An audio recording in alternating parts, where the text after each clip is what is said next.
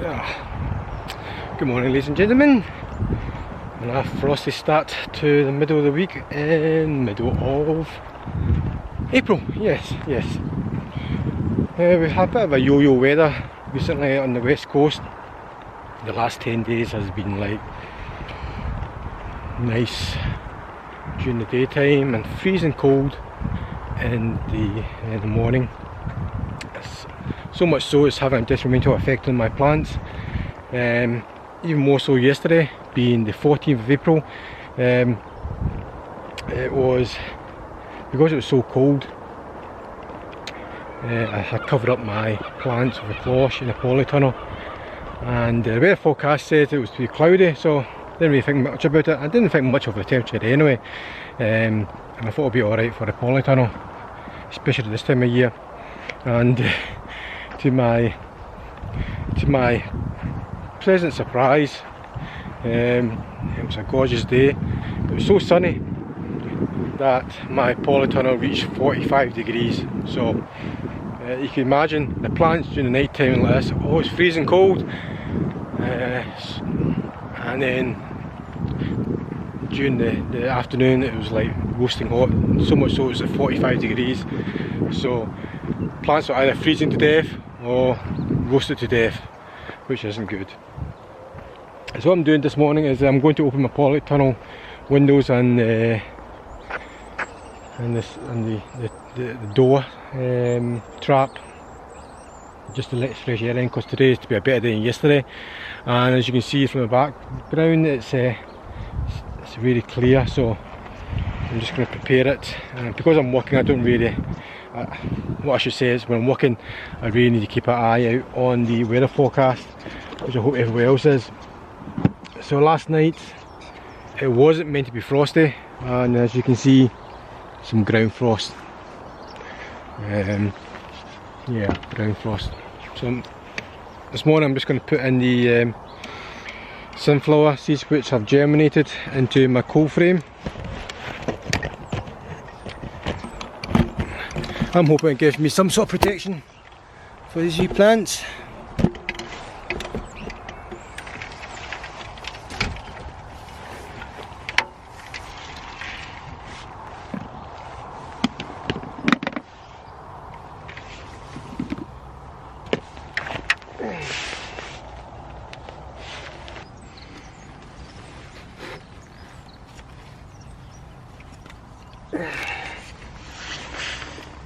There you have it, me sunflower seeds.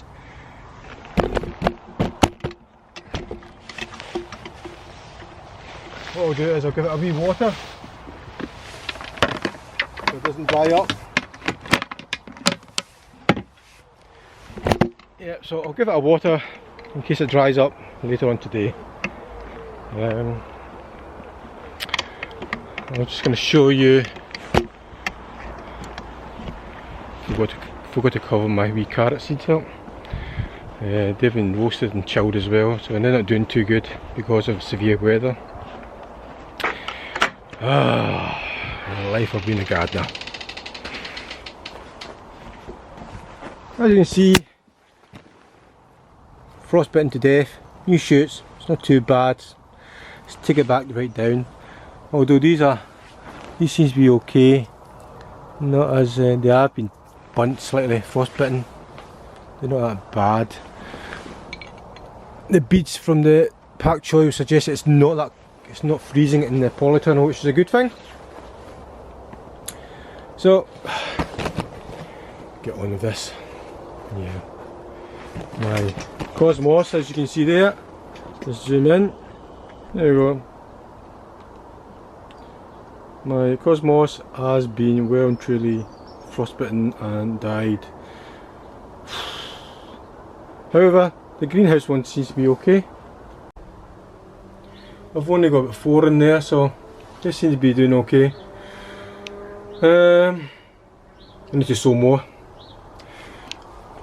Some of my chili plants there, well and truly, that one's dead, and that one over is dead as well. So that one over is there. Try and zoom in. Is totally dead. So yes, not doing too good at all with this weather. At least I still got some chilies back at the house, and I've got some tomato plants growing as well. So I got some to replace the dead ones, but it's just unfortunate. But that's just the way it goes, isn't it? Scottish weather, who needs it? Right, better get on watering the plants and go to work. Don't know which way to face to see you, but I can't. Okay.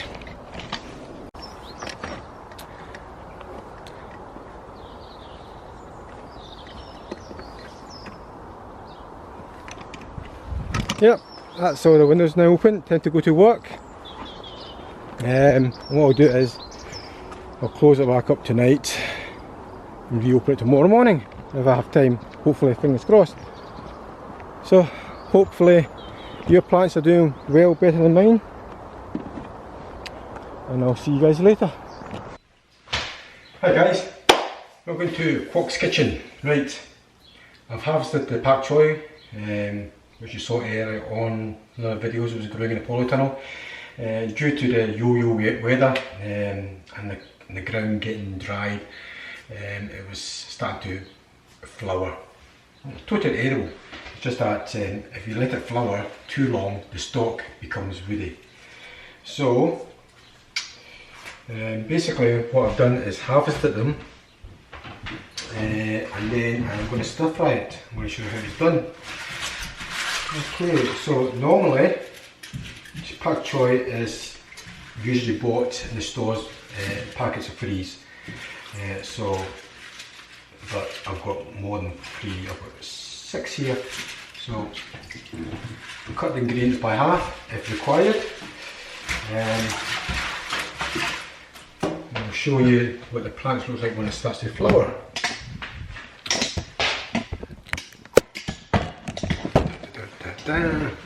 Right, normal Pak Choi, which is pretty good, and you can see the stalk here starting to get long, and that's when the flower starts coming up.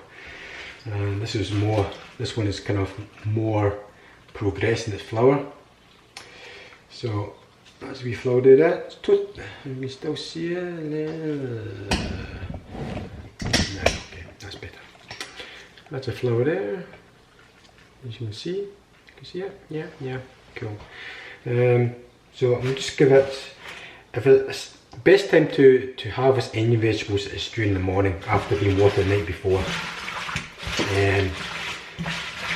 So if it's a bit drippy, put it in some water for a few hours and they will perk up. That's totally fine. So I'm just washing all the compost of it.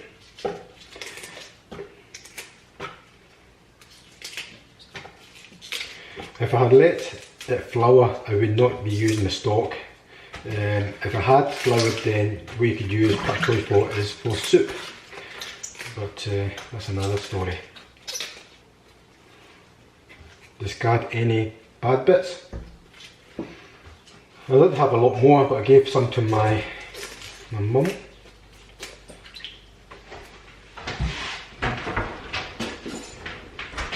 Pair of scissors comes in handy if you've got big bits. Basically just cut it in half. So you get a big leaf like that. Although they do well, I just cut them in half. Right, so if you've got a stalk like that, you can peel it. And if you do that, that's the kind of woody bit, chewy kind of thing, but to me that's just roughage, and I like that kind of thing. Tell you when you get a stalk like that, it's actually better if you snap it, just peel off the more woody bits. If you don't want to eat that bit, you should just take it off like that as well. Why am I whispering? Right, you just tear it off, or you can just cut it with scissors. Scissors gives it a good, nice clean cut.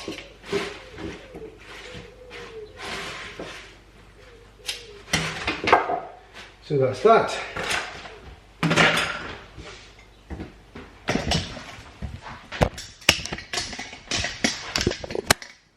There you have it.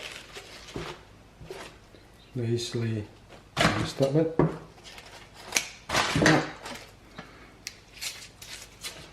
So that's it. Right, what you need ingredient wise. Right, what have we got here? You've got 2 cloves of garlic. Again, that's for 6 Pak Chois. So divide it by, just have 1 if you only have 3. Or it's pretty many garlic if you like, if you love garlic. Ginger, it's an optional. Okay.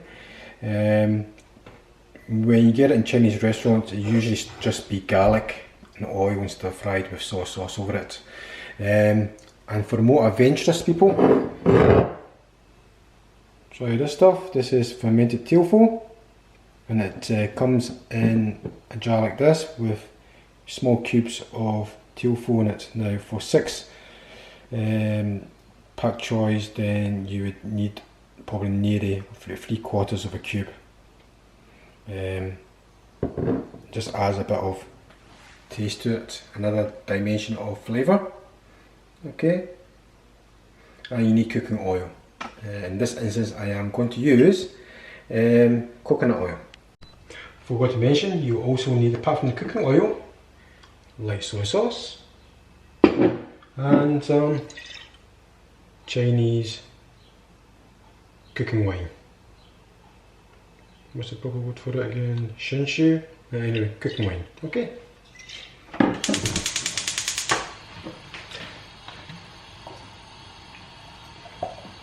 Good dollop of oil. Always a good start.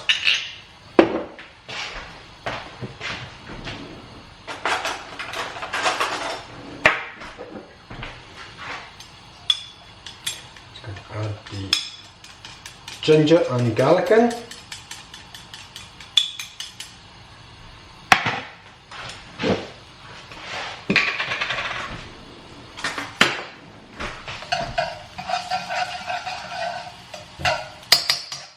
Sizzling.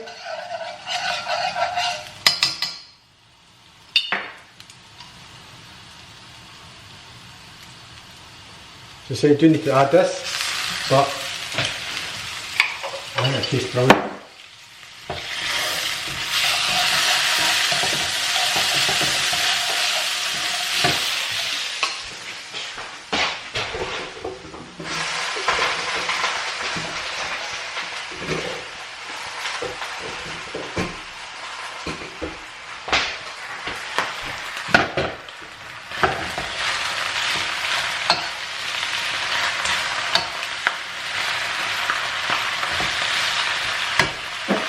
Now this stuff is already quite salty, so you don't need to add that much salt, but if you're not going to add this in, add a good pinch of salt into it.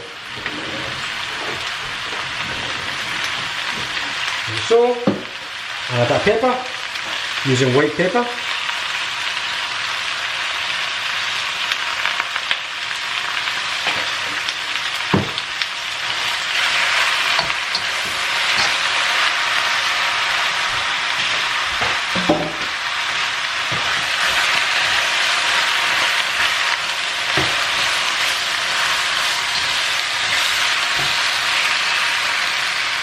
You'll see some of the tofu not been mixed in, just give it a good mix.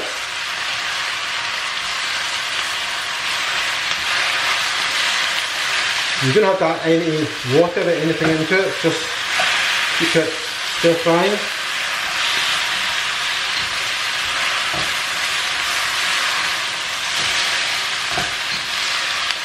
And it will produce its own juice after a wee while. Full heat, keep cooking it, keep cooking it.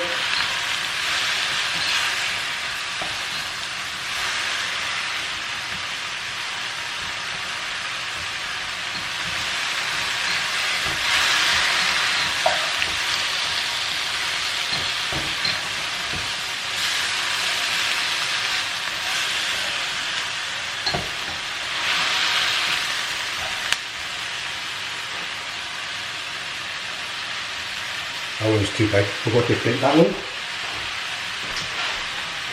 So once that's done, that's a couple of minutes of cooking just. Add some soy sauce.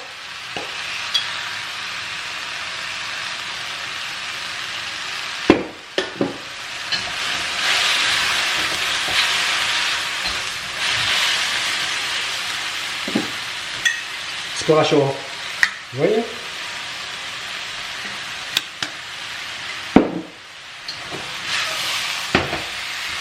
you see, it's produced its own kind of liquid. Lovely to drizzle in your rice. And that, my friend, is it. Ready to go. I'll just eat one of the stalks. Super. That's how easy it is. Well, thanks for watching, guys. Hope you enjoyed that cooking and give this a wee go as well. And I'll see you later. Stay safe, everyone.